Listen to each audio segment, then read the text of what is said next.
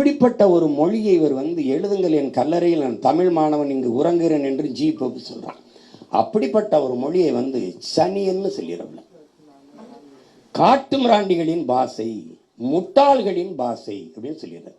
அப்படின்னா என்ன சொல்றாரு, இந்த மொழியை பேசுகிறவன் இவன் காட்டு மிராண்டின்னு சொல்லிடுறாரு, இவன் முட்டாள்னு சொல்லிடுறவங்க. அடுத்து கேட்கிறாரு, உன் தமிழ்ல என்ன இருக்குன்னு கேட்கிறாரு.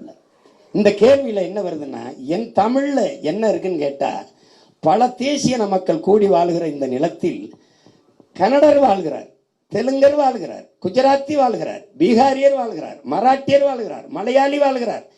எல்லாரும் வாழும்போது உன் தமிழில் என்ன இருக்குன்னா, அப்ப கன்னடத்துல எல்லாம் இருக்கா அப்படிங்கிற கேள்வி வருதா இல்லையா? வருது. அப்ப தெலுங்குல எல்லாம் இருக்கா, இந்தியில எல்லாம் இருக்கா அப்படின்னு வருது. இப்ப இத்தனை மொழிவழி மக்கள் வாழ்கிற போது அந்த மக்களுக்கு முன்னாடி என் மொழியை தாழ்த்தி பேசினா எனக்கு எப்படி வலிக்கும்னு பார்க்கணும்.